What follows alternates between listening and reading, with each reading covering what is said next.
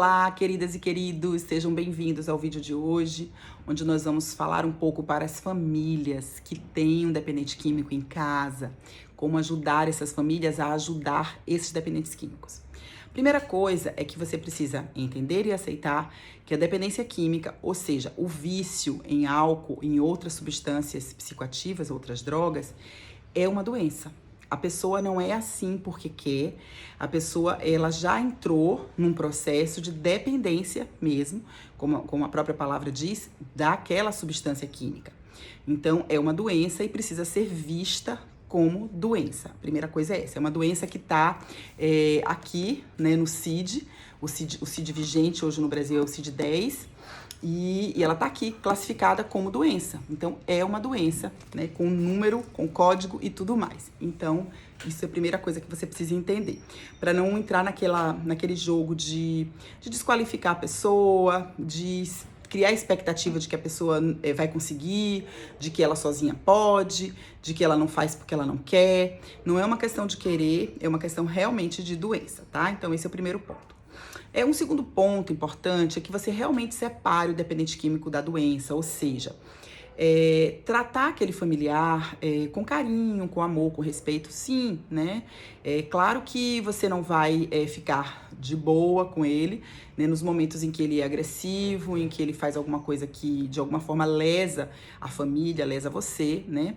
Ele estando sóbrio, você pode e deve reclamar, se queixar, dizer que não gostou, enfim, né? Tomar medidas em relação a alguma coisa que ele faça, né? Se ele, por exemplo, está com um cartão seu, você deve tomar o cartão de volta, enfim, você deve colocar limites, você deve conversar sério, você deve dar bronca se precisar, com ele sempre sóbrio, nunca quando ele estiver drogado, porque não adianta, não vai surtir nenhum efeito. Então, você deve sim colocar os limites, mas também não generalizar no sentido de assim, porque ele fez isso, então eu vou romper relação, não vou falar mais, vou colocar para fora de casa, enfim, não. Você precisa tratar essa pessoa, é uma pessoa que não está bem, que está em desequilíbrio, que está perdida, que está precisando realmente de ajuda.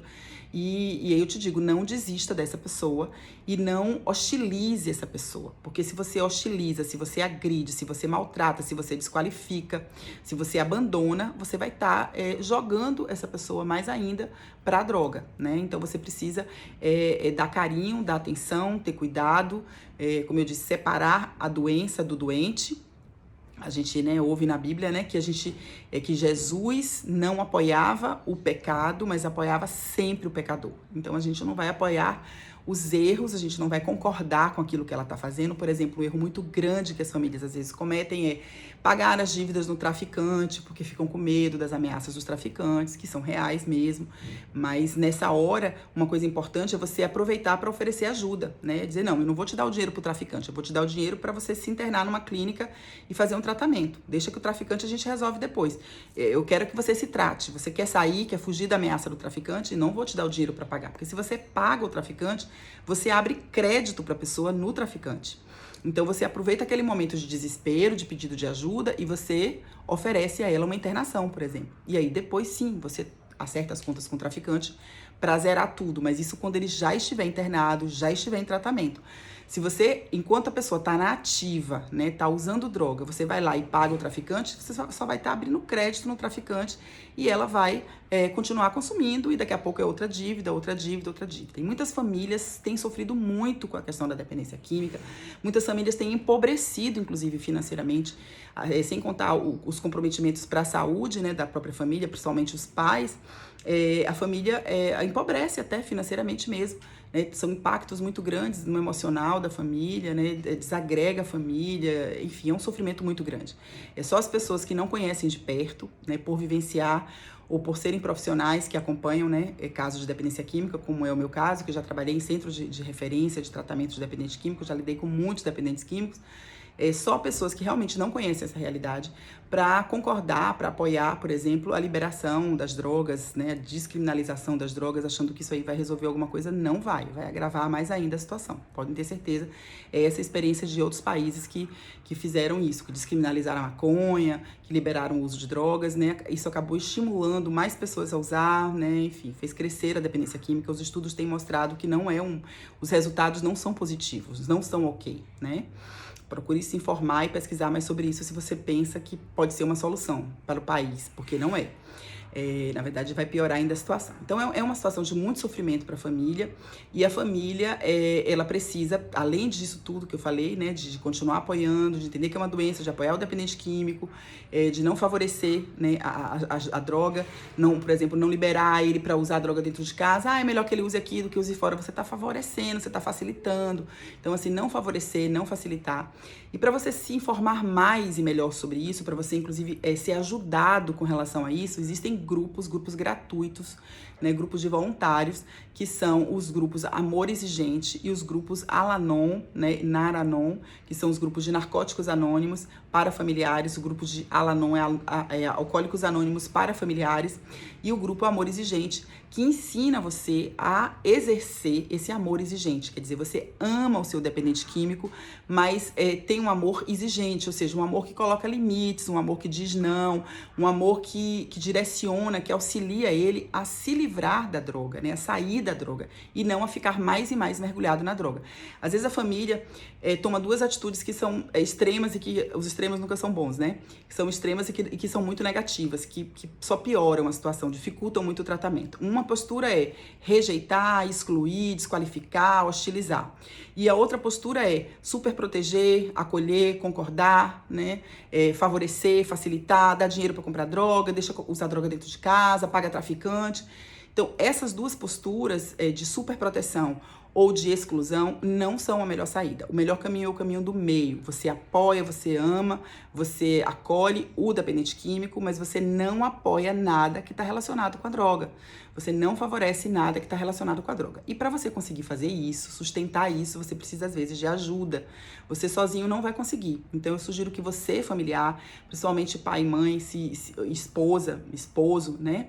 As pessoas que são mais afetadas geralmente são as esposas, os maridos e os pais. Vocês precisam buscar ajuda, entender melhor a doença e buscar ajuda. Então, começa a fazer terapia, procura a ajuda de um psicólogo, às vezes de um psiquiatra também para te medicar, para você conseguir dar conta, porque às vezes fica com insônia, fica sem conseguir dormir, né? Porque fica girando em torno, né, do dependente químico, e acaba desenvolvendo uma outra doença que é a codependência. Então, o dependente químico é dependente da droga e você é dependente dele. Você para de viver, para de cuidar da sua vida, você já não cuida mais da sua saúde, não cuida mais de você mesmo, porque você vive em torno do dependente químico. Então, você precisa de ajuda também, né? Então, é isso que eu recomendo, que você procure um desses grupos. Hoje, inclusive, depois da pandemia, ficaram mais fortes ainda os encontros, as reuniões online. Tem reunião online de Amor Exigente, anota aí, Amor Exigente, ou Al-Anon, ou então Nar-Anon. Se for álcool, é Al-Anon. Se for outras drogas, você busca o álcool mais outras drogas, você procura o Nar-Anon, que é o grupo de familiares, né? E lá nesses grupos você vai, não só vai se sentir apoiado, porque você vai encontrar com outras pessoas que passam pela mesma situação. São grupos que não tem profissional, são grupos de afins mesmo, de pessoas, né, de pares, né, de pessoas que, familiares de dependentes químicos, são voluntários, né, pessoas que já passaram, que vivem a situação, né, que já passaram ou estão passando pela situação, e vocês trocam experiência, e é uma riqueza muito grande. Eles, às vezes, convidam também profissionais de saúde mental para estar lá, para dar palestras. Eu mesma já sou amiga, né, de AA, eu já dei muitas vezes palestra nos grupos de AA, e realmente digo para vocês que realmente funciona, né? Eles ajudam muito mesmo. Então, é o que eu recomendo para você. Procurar fazer terapia, se necessário, de medicação, procura também um psiquiatra para você. E procura frequentar esses grupos para você entender melhor, aprender a como lidar com eles. E a outra coisa é estimular essa pessoa ao tratamento, né? Fazer cair a ficha de que ele sozinho não consegue, e de que é uma doença, de que não é uma coisa que ele para quando quer, porque às vezes a pessoa tá, né? Existem fases no processo de aceitação, de adesão ao tratamento do dependente químico, né? Então ele fica às vezes na fase pré-contemplativa, que acha que ele não tem problema nenhum, que ele para quando ele quer, né? Às vezes depois ele começa a achar que pode ser, né, que eu abuse, mas às vezes não é só um abuso, às vezes já é realmente uma dependência, né? Ou se é um abuso, já precisa ser tratado, porque o abuso é o próximo passo do abuso. A pessoa que começa abusando da substância psicoativa, o próximo passo é a dependência, né? Então, precisa estar atento a isso, precisa ficar de olho nisso, né? Precisa que ele desperte para isso. Então, a família tem esse papel de dialogar, de conversar, de estimular, né? De tentar fazer ele ver que ele precisa. E a última recomendação que eu quero dar para vocês, gente, é a questão espiritual mesmo, porque eu acho que é uma doença que tem um componente biológico, sim, porque geralmente há uma genética familiar mesmo, uma predisposição. Tem muitas famílias que têm essa predisposição a isso, né?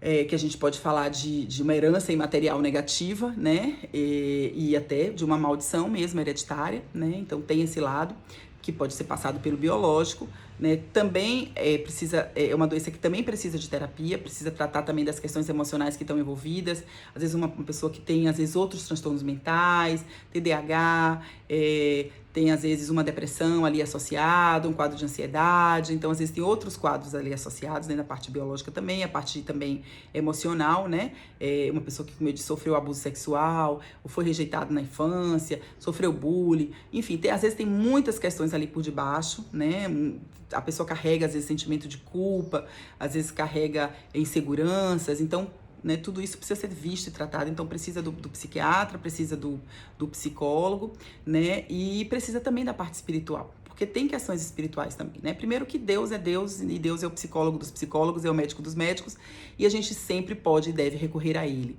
Principalmente se o paciente é muito resistente, se o paciente não quer mesmo ajuda, ainda não entende que está doente, está muito rebelde em relação à aceitação da doença, né? Não está na negação total da doença, a família precisa se fortalecer espiritualmente também e orar muito. Às vezes a gente não tem muito o que fazer, a não ser se cuidar, né? E orar. Então, assim, coloquem oração, eu acredito muito no poder da oração, então vocês orem bastante pelas pessoas. Eu, ao longo desses anos todos de carreira, desses quase 35 anos de carreira, eu tenho visto muitas famílias que têm conseguido a libertação do seu dependente químico, que um dia veio pedir ajuda depois de muitos anos de oração. Então, assim, não desista do seu dependente químico, ore por ele, né?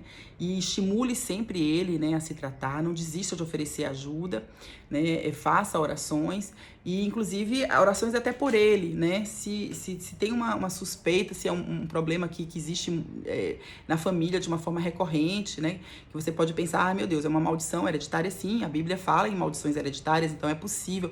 Então, existem tratamentos, né, para maldições hereditárias, né, específicos, né? Tem até já deixo aqui a indicação, pastora Tânia Tereza, né? Ela trabalha com libertação, cura e libertação de maldições hereditárias, e eu recomendo, ela faz um seminário para isso, eu recomendo que participem disso, que façam isso também.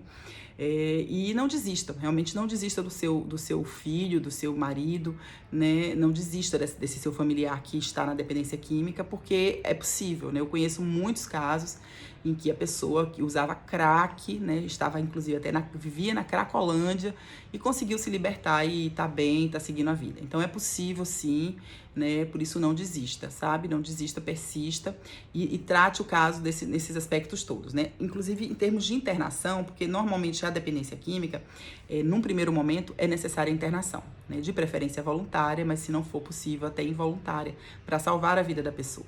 Então, no lugar de internação, no lugar onde a pessoa vai ser internada, o ideal, mesmo que seja uma comunidade terapêutica, que não seja um hospital, uma clínica, existem hospitais, existem boas clínicas, bons hospitais aqui no Brasil, mas se você não optar, né, porque às vezes o custo de hospitais, de clínicas, às vezes é muito alto, você pode colocar ele numa comunidade terapêutica, sim, mas tem que ser uma comunidade terapêutica que trabalhe, eu acho as melhores, as que trabalham a parte espiritual, junto com a terapia, né, que tenha psicólogos, que tenha também médicos, né, e que tenha também os grupos de autoajuda, os grupos de 12 passos lá dentro, né? Então eu acho que precisa dessa ajuda toda, sabe?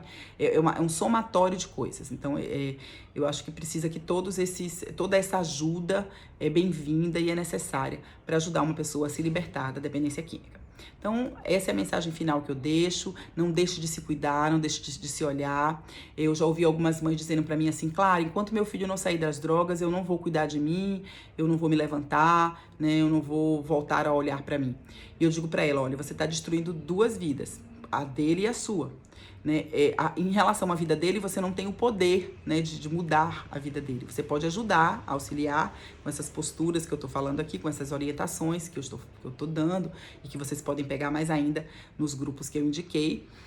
Mas você está destruindo a sua vida também, né? E não há garantia de que a pessoa vai querer sair disso, porque precisa que a pessoa queira, precisa que a pessoa aceite ajuda. Você não tem como impor um tratamento de dependência química para uma pessoa que não quer. Às vezes a internação involuntária, ela pode acontecer simplesmente para tirar a pessoa, como dizia o pai de um paciente meu, para guardar o paciente, para guardar a pessoa. Às vezes eu encontrava com ele nas ruas e perguntava pelo paciente e ele me dizia, tá guardado lá na clínica, tá guardado.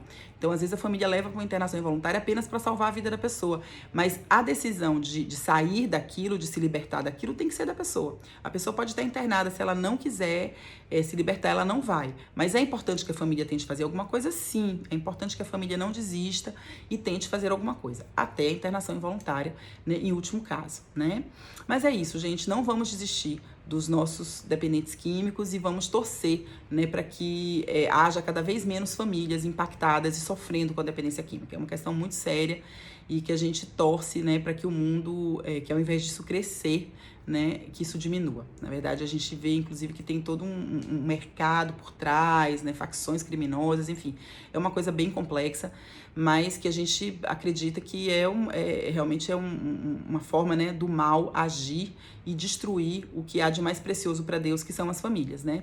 E o mal tem usado realmente as drogas, as substâncias psicoativas, mesmo o álcool, né, para destruir famílias, né? Mas a gente não vai vencer, a gente não vai se dar por vencido, a gente vai continuar lutando, continuar buscando ajuda. Então não desista, né, do seu dependente químico e não vamos desistir coletivamente de lutar, né, contra as drogas, tá bom? Porque a gente precisa e eu espero que a gente consiga um dia ter um mundo realmente sem drogas, onde as pessoas, onde ninguém precise realmente buscar conforto, esse conforto ilusório, né, e que na verdade é destrutivo, né, nas drogas, né, é conforto só aparentemente, mas na verdade é completamente destrutivo e a gente torce, né, para que o mundo um dia se liberte de tudo isso. Enquanto isso, não desista você, né, do seu dependente químico e principalmente de você mesmo, tá? Não desista de você. Não é porque tá acontecendo isso na sua casa, na sua vida, que a sua vida acabou, né? Que você vai desistir e entregar os pontos. Não desista, tá? Existe luz no fundo do túnel, existe uma saída e você vai conseguir, tá bom? Um beijo grande para todo mundo e até o próximo vídeo. Fiquem com Deus.